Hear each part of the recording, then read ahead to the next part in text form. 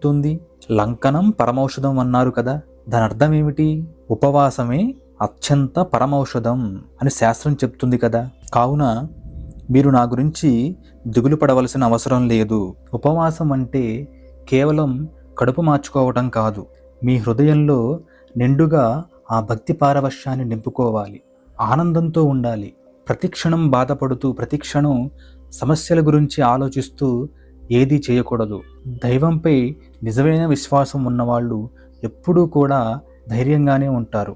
నాకేదో అవుతుంది అనే మీకు బాధ ఉండటంలో తప్పు లేనప్పటికీ కూడా నాకేదో అవుతుంది అనే భయం మీలో ఉండకూడదు. మీలో ఆ భయం ఉంది అంటే నన్ను ఒక దైవ స్వరూపంగా ఉన్న ఒక దేహంగా మీరు భావించినట్లే అర్థం. కానీ నేను దేహాన్ని కాదు. ఈ శరీరం నాకు ఒక సహకారి మాత్రమే. దీనిని కాపాడుకోవలసిన బాధ్యత ఆ పైవాడిది. నేను